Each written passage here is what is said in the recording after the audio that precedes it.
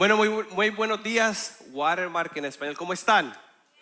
Muy bien, qué bien. Bueno, mi nombre es Luis Cáceres y tengo el honor de servir aquí en el Ministerio de Regeneración, originario de El Salvador. Así que todo este mes he estado celebrando la independencia de mi país. Así que, ¿quiénes son acá de Centroamérica? Qué bien, ok, así que han estado celebrando. Y yo sé que muchos países celebran el mes de septiembre y este día va a ser un día de celebración, realmente. Así que quería empezar contándoles lo que me ha pasado en la última semana. En la última semana he recibido 3 llamadas. 3 llamadas, dos realmente muy fuertes y una de Victoria. La primera fue de un buen amigo mío que acaba de confesar su 2%. Después de estar casado más de 10 años, le confesó a su esposa el haber sido infiel, aún después de haber pasado por nuestro ministerio de recomprometerse aquí en Watermark. Y sí, muy pesado. Caminando con Oscar esta semana contándole de cómo podemos amar a mi hermano en el proceso en el que se encuentra y a su esposa y a sus 5 hijos. Así que muy pesado. La segunda fue de una de mis amigas que su nieta tuvo cáncer de 2 años, su nieta de 2 años, y ya recibió las buenas noticias que no tiene cáncer. Así que mucha celebración para la bebé.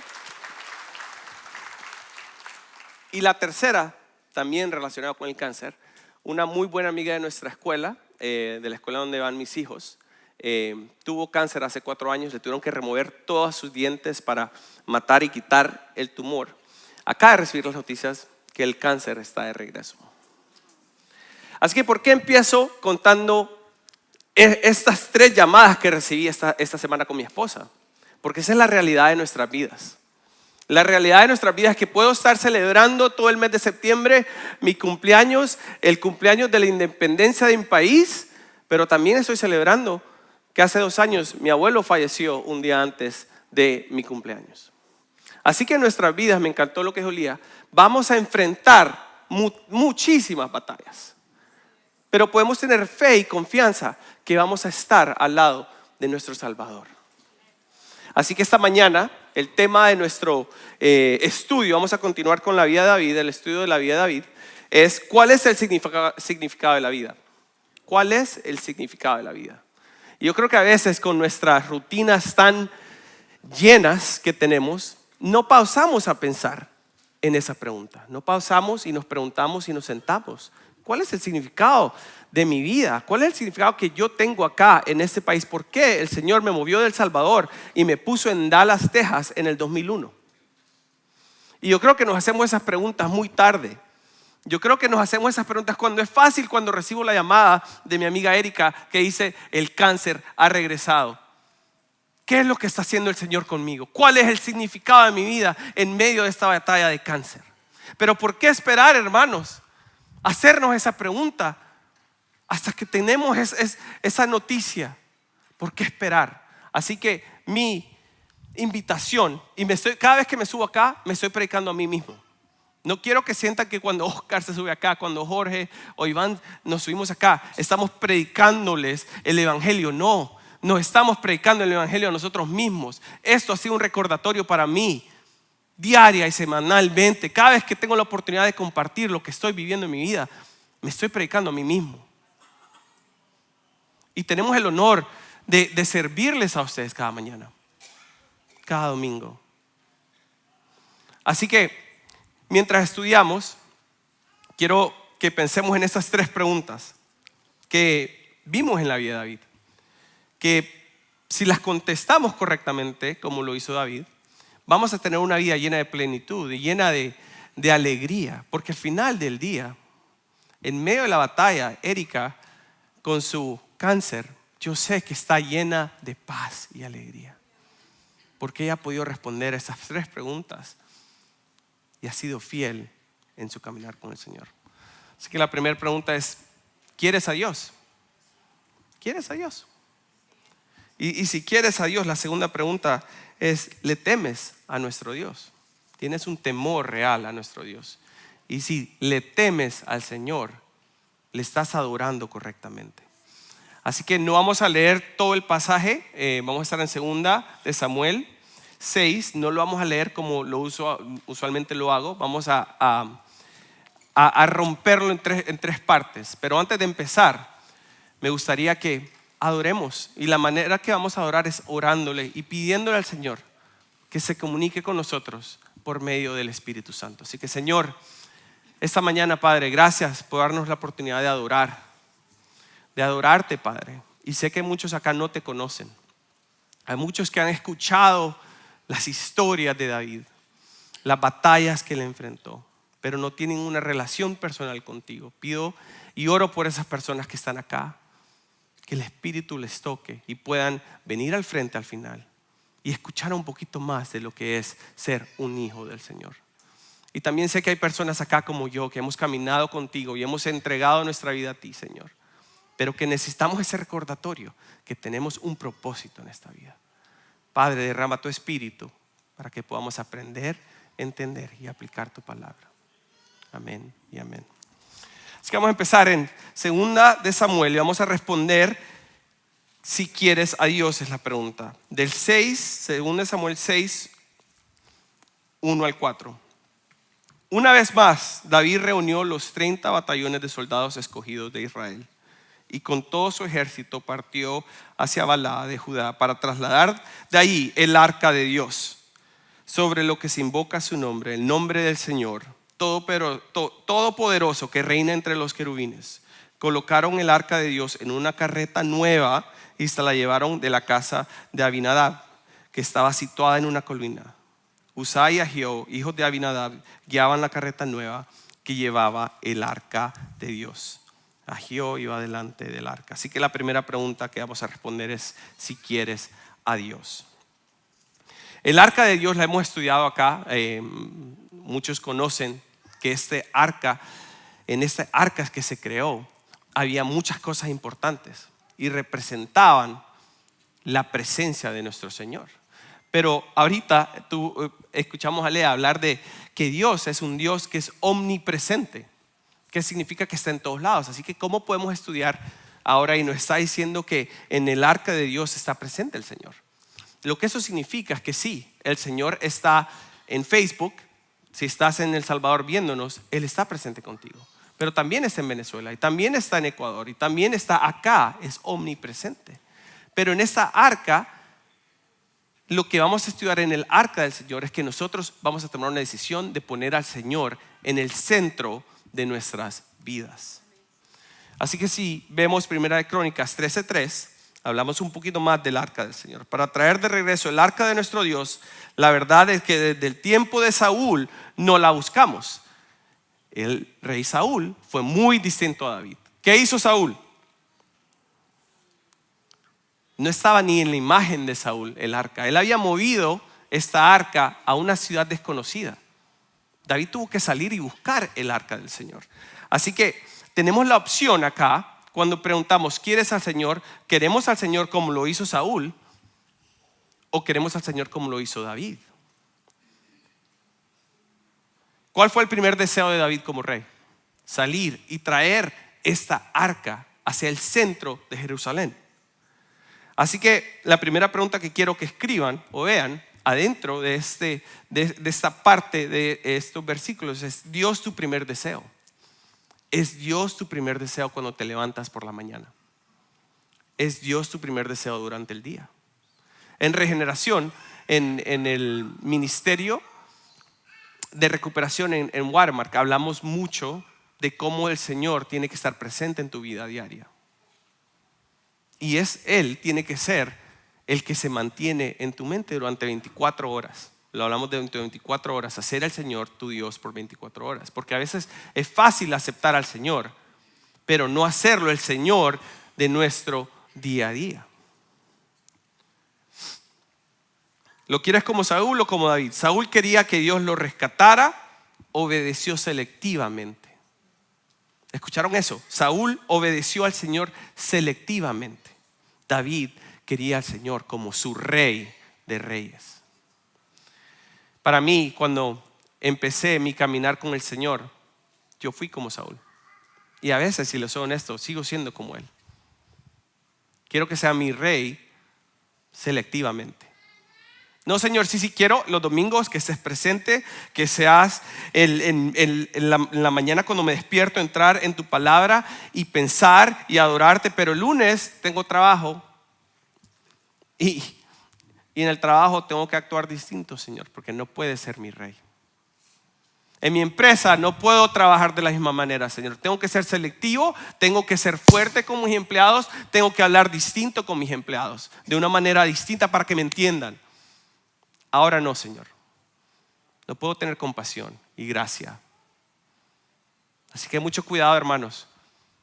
No podemos ser selectivos. Esa llamada que recibí esta semana y se la envié a Oscar inmediatamente, a Jorge y a Iván para que me ayudaran, porque yo no sabía cómo responder a un mensaje de texto que dice: le he confesado todo a mi esposa y voy a perder todo.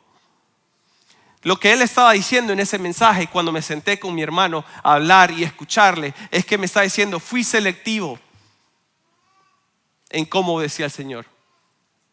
Sí, me casé con mi esposa, vamos a la iglesia, pero en mi sexualidad voy a ser distinto. Cada vez que viajo, voy a buscar a mujeres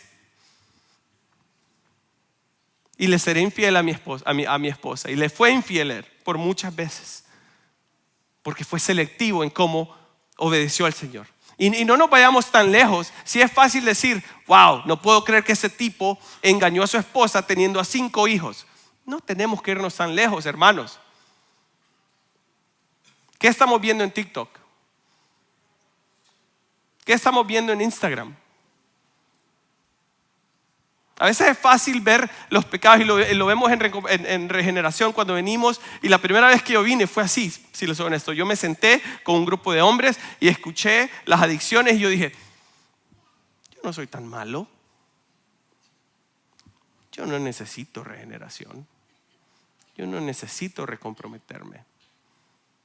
Porque estoy siendo selectivo en cómo obedezco al Señor. Hace poco le presté mi carro a mi mamá y lo iba manejando y le pegaron al carro de mi mamá, a mi carro que mi mamá estaba manejando. Y no estoy molesto con mi mamá, para nada. No, en serio, no.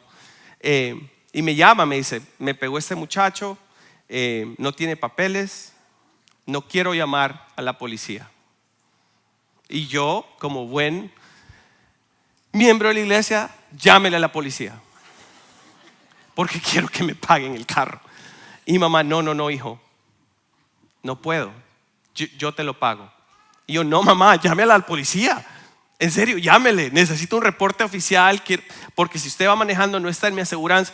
Bueno, habla mi mamá, me dice: no, voy a tomar la información, tiene aseguranza, me dio su número de teléfono, manejémoslo por el lado de la aseguranza. ¿Sí?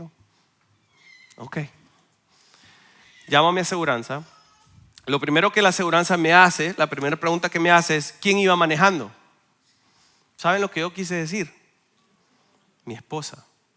Y si les soy honesto, es lo que le dije a mi esposa: Kaylee, decí que vos ibas manejando porque va a ser un dolor de cabeza si decimos la verdad. ¿Quiénes han trabajado con aseguranzas anteriormente? Levanten la mano, ustedes saben. Nadie levanta la mano, ya me estaba haciendo sentir mal. Bueno, la cosa es que yo estaba siendo selectivo. Yo le estaba diciendo: mentí, es una mentira chiquita, Kaylee, decirle que vos ibas manejando. Hasta le tomé una foto para que se viera con mi mamá. Si se parecen, si no llamaron a la policía, está bien, decí, mintamos. Gracias a Dios, mi esposa también ha pasado por regeneración y me dijo: no podemos ser selectivos, Luis. Y dijimos la verdad. Pero yo les estoy confesando que en mi corazón, en mi carne, yo quería mentir para ahorrarme el dolor de cabeza. Así que es fácil ver a mi hermano que fue infiel 2 o 3 veces con una mujer y decir: él fue selectivo. Cuando pasó por recomprometerse, es fácil juzgarlo. Pero cuando somos nosotros con una mentira pequeña, es fácil decir: está bien. Y sí, gracias a Dios, la aseguranza pagó todo. Fuimos honestos. Así que funcionó. Ser honesto. Está Dios en la imagen de tu vida. Y esta a mí me choca a veces mucho pensar en esta imagen. Y no sé acá cuántos de ustedes imprimen fotos todavía. Pero cada vez, a mí otra confesión, no me gusta tomarme fotos con la familia. A mi esposa le encanta, es otoño, fotos de otoño.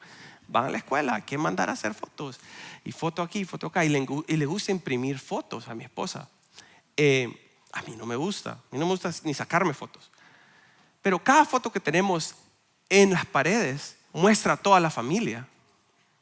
Tenemos 4 niños. No tengo fotos en las que, Yuyu se ha portado mal, no hay que mostrarlo en esa foto. No, él está en todas las fotos. Mi esposa está en todas las fotos.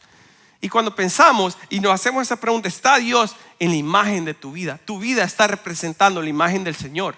En tus finanzas, si me muestras tus finanzas, vamos a ver que el Señor está representado en ella. En tu celular, ¿va a estar representado el Señor en tu celular? A mí me choca que ahorita mi celular me dijo, pasaste tantas horas en tu celular la última semana, y lo vi yo, me estoy predicando a mí mismo. Me encantaría decirles, pasaste 8 horas en tu celular y 7 de ellas fueron en la aplicación de la Biblia. No, desafortunadamente no es así. Así que ahora te invito a que dibujes un círculo alrededor tuyo, y esto lo aprendí en nuestro ministerio de comprometerse, en Reengage. Lo primero que tenés que aprender es dibuja un círculo alrededor tuyo. Esta mañana te estoy pidiendo que no le hagas a tu esposo o a tu esposa, ¿escucha eso? Dejar TikTok. No, dibujemos un círculo y preguntémonos, ¿está Dios representado en mi imagen diaria? ¿Está Dios en la imagen de tu vida, en tus relaciones, en tu mente, en tu teléfono, en tu cuerpo, en tus niños y tu trabajo? ¿Por qué digo niños? En esta situación tan fuerte que hemos estado caminando con estos 2 hermanos, con esta pareja, es muy fácil decir, no puedo creer lo que hiciste mal, no puedo creer lo que hiciste mal, y olvidarse lo que la esposa ha hecho, porque la conocemos y que hemos caminado con ellos. Sabemos que ella pone a sus hijos como ídolos.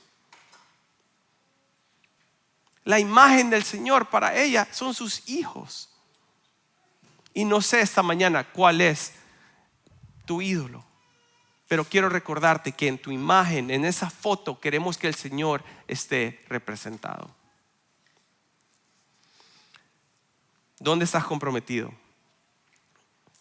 ¿A dónde estás comprometido? Y lo que quiero decir con esa pregunta es, ¿en qué parte, en qué 2%, en qué parte de tu vida, en qué 2% estás comprometido en el que no estás dejando que el Señor entre? ¿En qué 2% tienes esa cosita escondida que no lo has confesado? El 2%, hermanos, casi termina mi matrimonio, casi pierdo a mi esposa, porque era insignificante. Ver pornografía, no estoy haciendo nada malo, escondo y comparto a mi vida acá. Soy yo escondido en mi cuarto viendo pornografía. No es nada. Tener amantes, no es nada. 2%. Así que esta mañana quiero que te preguntes, y quiero darte la oportunidad que lo analices. No pienses en tu esposo, en tu esposa, piensa en ti mismo. ¿En dónde estás comprometido con ese 2% que está escondido? Y puede ser que no sea muy grande, puede ser que tal vez solo tus finanzas, tal vez sean solo el tiempo el que estás pasando en tu celular. Pero quiero invitarte a que te hagas esa pregunta. ¿Y qué comandos no estás siguiendo? ¿Qué comandos que están en la Biblia no estás siguiendo esta mañana? Y si yo lo confieso esta mañana, es con mi enojo. Ayer mi hijo tuvo partido de fútbol y no quería correr. Y para mí, si ustedes me conocen, yo le digo a Julián, no me importa si ganas o perdés, yo solo quiero que me des esfuerzo, Julián. Quiero esfuerzo, quiero que corras. Y no lo hizo. Y al final del partido exploté, me enojé, le jalé la oreja y le grité. Y sí, esa es una confesión que tengo que hacer enfrente de ustedes. Y ahora te quiero dar la oportunidad que lo hagas, que te veas a sí mismo y veas dónde no estás siguiendo la palabra del Señor como Él nos ha dicho que lo hagamos. Si quieres a Dios, debes temerle a Dios. Vamos a estar en 2 de Samuel, ahora vamos al 6, 5 y el 11. Mientras David y todo el pueblo de Israel danzaban ante el Señor con gran entusiasmo y cantaban al son de arpas, liras, panderetas, sistros y címbalos, al llegar a la parcela de Nacón, los bueyes tropezaron, pero Usa extendió las manos, sostuvo el arca de Dios. Con todo, la ira del Señor se encendió contra Usa por su atrevimiento y lo hirió de muerte ahí mismo. De modo que Usa cayó fulminado junto al arca.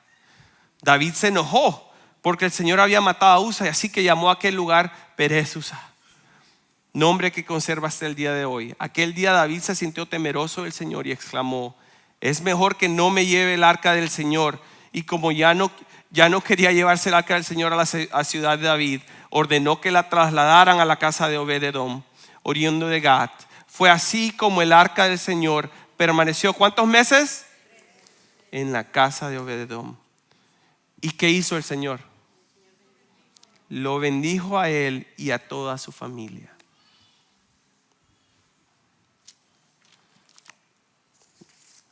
En 3 meses bendició el Señor y hubo un cambio radical en esa familia. Y quiero pasar acá para hablar del temor del Señor, porque a veces escuchamos la palabra temor, como lo vimos en este versículo, y lo confundimos con la palabra de miedo. Y miedo y temor son muy distintos. Y si no tienes una relación con el Señor, puede hacer que ahorita pienses que es miedo lo que sientes. Esta semana, jugando con los niños, siendo un buen padre, quebré el ventilador de mi cuarto. Y como buen padre quise esconderlo de mi esposa. Pero tuve que confesarlo porque yo soy malísimo con las herramientas. Si ustedes me conocen o conocen a mi esposa es buenísima con las herramientas. Yo soy malísimo. Así que tuve que decirle: Kaylee, tenemos que llamar a alguien para que venga a reemplazar el ventilador. Y ella me volteó a ver y: no, yo lo voy a hacer, Luis. Tranquilo. Yo: gracias. Pero la realidad a mí me da miedo porque cuestiones de electricidad, necesitas llamar a un electricista. Yo le digo: Kaylee, no, mejor llamemos a alguien. Bueno, yo tengo un temor a la electricidad. Si yo le tuviera miedo, no estaría acá. Estaría escondido en el Amazonas, escondido de la electricidad, sin electricidad, sin celular, sin nada, porque sería un miedo a la electricidad. Un temor es saber y respetar la electricidad. Yo sé que si toco aquí algo, me puede matar si lo hago mal. Si cambiamos el ventilador y no apagamos el switch de electricidad, me puede matar. Eso es tenerle temor. Estoy viviendo mi día a día en medio de la electricidad. Y ese es el punto que quiero hacer este día.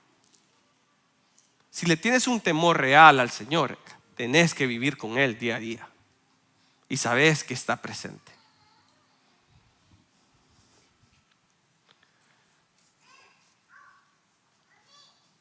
Y quiero hacerte esta pregunta, que yo me la hago. Me estoy enamorando cada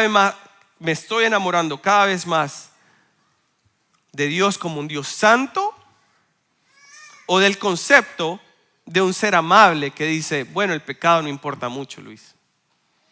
Porque a veces en la sociedad en la que vivimos se quieren vender esa idea. No te quieren vender la idea que el Señor es un Señor santo, como lo estábamos cantando esta mañana. Y es de tener mucho cuidado cuando nos hacemos esta pregunta, de no pensar que el Señor es amable, que dice: bueno, el pecado no importa mucho. Porque aquí lo vemos en las Escrituras.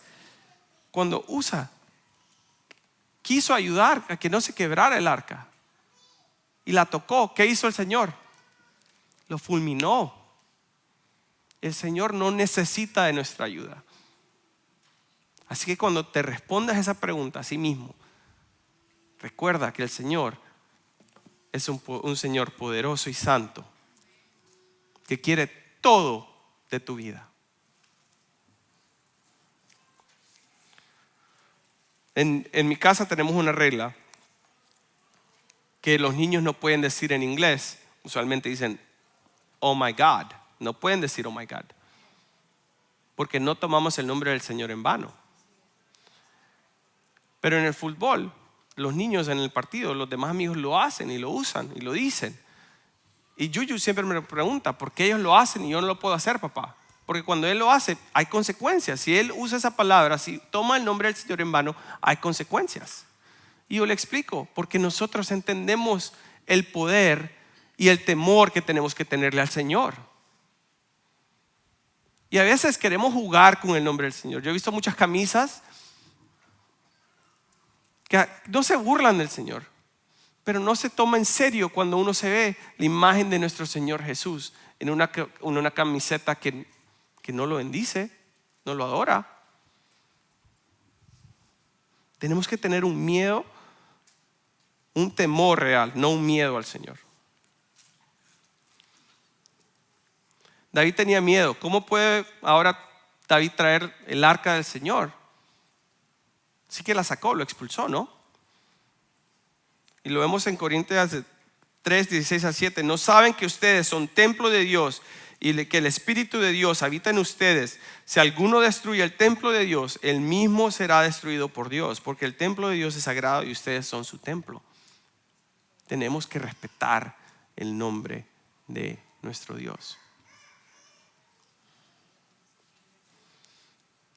En Lucas 12, 5 y 7 dice: a ustedes, mis amigos, les digo que no teman a los que matan el cuerpo, pero después no pueden hacer más. Les voy a enseñar más bien a quién deben temer. Teman al que después de dar muerte tiene poder para echarlos al infierno.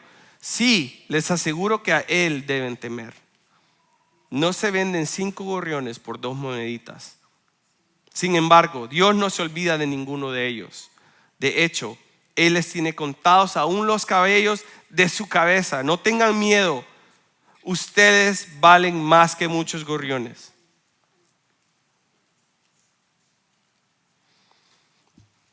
Algo confuso, ¿no? Porque si lo vemos dice, teman, y al final nos dice, no tengan miedo. De nuevo, es muy claro, hermanos. Tener un temor real es muy distinto a tenerle miedo a nuestro Señor. En mi vida mundana, antes de entender qué era confiar en el Señor diariamente, yo le tenía mucho miedo a los policías. Y yo creo que fue desde que llegué a Estados Unidos, es algo que mi mamá me insistió, el tener que cuidar mis papeles, el saber que si cometo un error y un policía me para, me pueden deportar. Así que siempre le he tenido un miedo a los policías, o tenía un miedo a los policías. ¿Pero por qué le tenía un miedo a los policías? Porque si les soy honesto, cada fin de semana manejaba ebrio. Así que yo si veía un policía me daba un temor y un miedo increíble, ¿no? El miedo era porque yo estaba haciendo algo malo. El miedo era porque yo estaba rompiendo las leyes. Ahora que Dios me ha dado una oportunidad de tener una nueva vida, le tengo un temor a los oficiales. Pero les tengo un gran respeto y una gran admiración. Porque cuidan de mí. Cuidan de mi familia. Así que aún les tengo un temor, pero me agrada su presencia.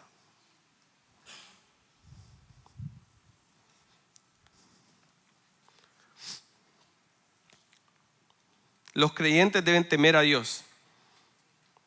Tenerle miedo o temer a Dios no significa miedo, sino tener un respeto, una reverencia, un asombro y mucha obediencia. Hermanos, si queremos a Dios, tenemos que temerle a Dios.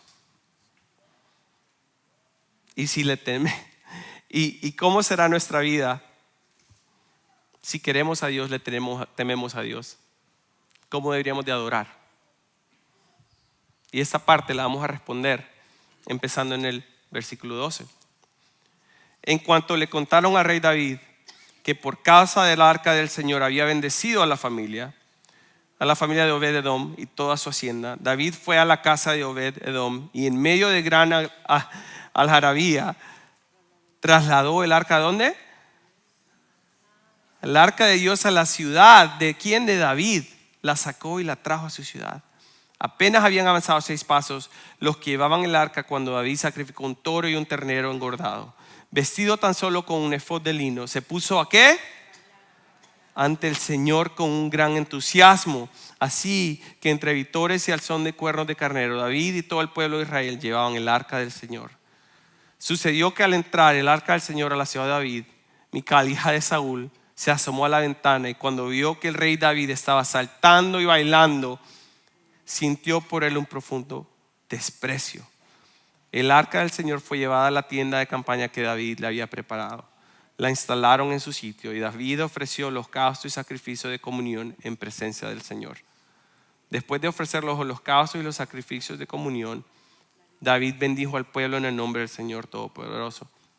Y a cada uno de los israelitas que estaban ahí congregados, que eran toda una multitud de hombres y mujeres, les repartió pan, una torta de dátiles y una torta de uvas pasas. Después de eso, todos regresaron a sus casas.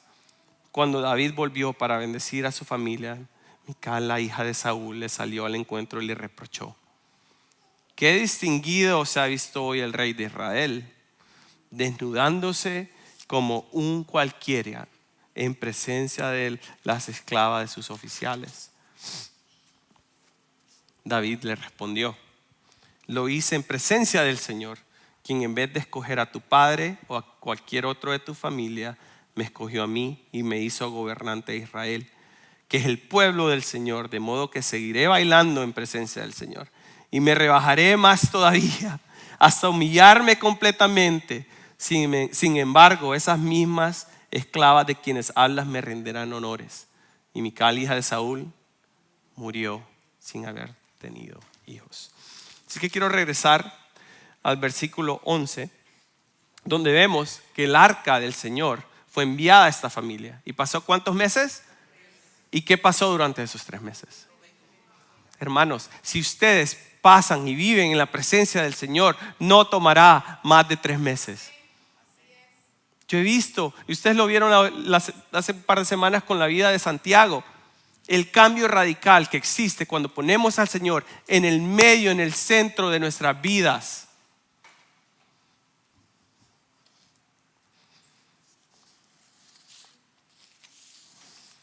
La oración exigirá muerte. Muerte a nuestras vidas antiguas, muertes a nuestros pecados. Para adorar tenemos que matar.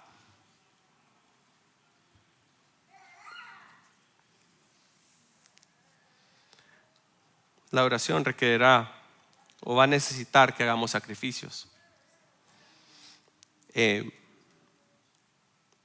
Al sentarme con este hermano que hizo su confesión de serle infiel a su esposa, al final de esa conversación celebramos. Porque hubo un sacrificio, sí, fue muy difícil para él confesar ese 2%. Pero él necesitaba matar ese 2% para poder vivir y poner al Señor el centro de su vida. Porque si escondemos ese 2%, si escondemos nuestra vida anterior, no vamos a poder vivir y adorarle correctamente. Porque yo lo he hecho, hermanos. Antes de mi confesión, yo me sentaba acá y escuchaba los himnos y había una incomodidad dentro de mi corazón. Mi estómago se movía. Cuando escuchaba en Recomprometerse historias de transformación de matrimonios, me incomodaba porque yo tenía algo escondido. Así que si queremos adorar, plena y completamente al Señor, tenemos que matar ese 2%.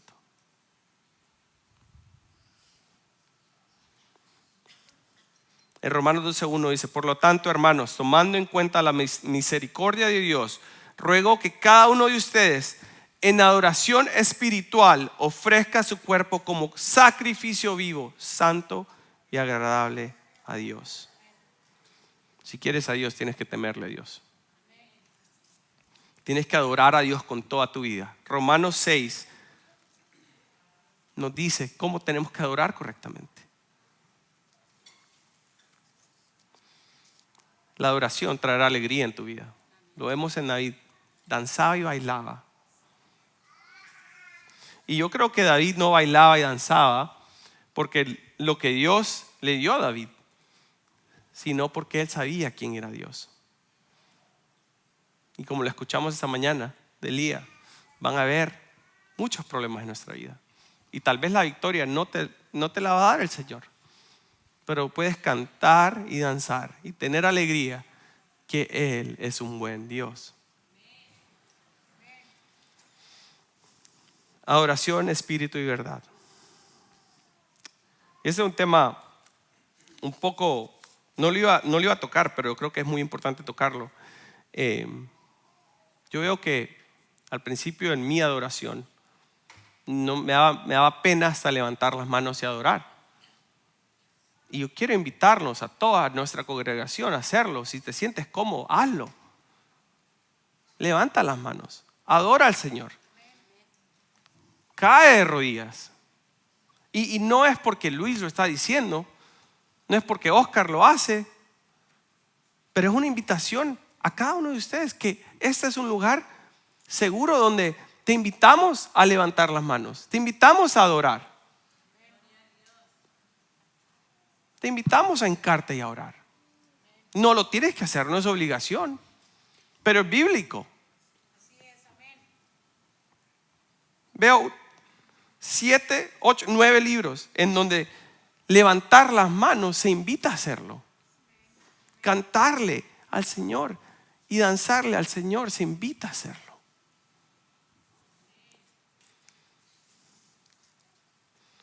Y también quiero corregir a aquellos que les molesta cuando alguien lo hace. Porque lo vemos acá, es muy claro. ¿Quién se molestó? ¿Y por qué se molestó Mical? Porque David danzaba y cantaba. ¿Cómo nosotros en nuestro propio círculo podemos quejarnos de cómo otros adoran? De nuevo, esa es una invitación a que te sientas cómodo hacerlo si lo quieres hacer. Y si te molesta que alguien más lo haga, habla conmigo al final. Queremos tener esa conversación. Queremos escucharte. Porque como yo lo veo acá, es muy claro el Señor. Él quiere nuestra adoración. Él quiere nuestros corazones. Pero también tenemos que recordarnos que no podemos solo adorar corporativamente los domingos, levantar las manos y esconder nuestro 2%. No podemos venir a adorar como iglesia, pero privadamente tenemos todo escondido. ¿Qué hizo David? Regresó para bendecir su casa y luego él también dejó de adorar. Ustedes conocen la historia, vamos a seguir estudiando la historia de David, la vida de David. Él dejó de adorar. En tu privacidad puedes hacerlo. Es algo que a veces a mí me cuesta levantarme en la mañana y decir: Señor, soy todo tuyo, me hinco ante ti, Señor. Agarro la Biblia y lo hago. No tienes que hacerlo solo acá, públicamente. Te invito a hacerlo en tu privacidad. Si no estás leyendo tu Biblia diariamente, te invito a hacerlo. Hay muchos recursos, hay muchas aplicaciones en donde puedes leer y escuchar, pero yo siento que la palabra viene de huida. Ya no tenés el sabor, el sazón que el Señor quiere que tú le des. Esta semana te invito a que te levantes en la mañana, pienses en Él, quieras y tengas una ganas de escuchar de Él directamente de su palabra. Así que en resumen, hermanos, querer a Dios es temer a Dios y es adorarle a Él. Así que ahora vamos a tener la oportunidad de adorarle. Los invito a que se pongan de pie, oremos juntos, levantemos nuestras manos en adoración y en humildad hacia nuestro Señor. Padre, muchísimas gracias, Señor, por la oportunidad que tenemos de venir y adorarte públicamente. Señor, lo hacemos, pero también, Padre, lo queremos hacer en privado. Queremos matar ese pecado que nos ha seguido y nos sigue ahogando, Padre. Queremos darte nuestra vida a ti, Señor. Queremos tener un temor real, Señor. Queremos adorarte correctamente. Te pido por aquellos hermanos que no te conocen esta mañana, que puedan tomar esa decisión de venir y hacer preguntas, escuchar las historias. La historia de cambio de vida, no por Watermark, pero por tu Espíritu. Te pido por aquellos que te conocen, Señor, y están acá, que sigan persiguiéndote, Señor, que sigan siendo fieles, Señor. Te pido por este grupo de líderes que continúa viniendo los miércoles en recomprometerse. Te pido que los bendigas, Señor, por el grupo de los jueves que está haciendo un estudio bíblico, que los bendigas, Señor, por todos los ministerios de Watermark en español. Te pido por tu iglesia acá en Dallas, Señor, que siga bendiciéndonos, Padre. Ahora, Padre, te adoramos, Señor, con un corazón abierto, Padre. Ablanda nuestros corazones, Señor. Muéstranos que tenemos que cambiar, que tenemos que confesar. Todo esto te lo pido en el nombre de tu Hijo. Amén.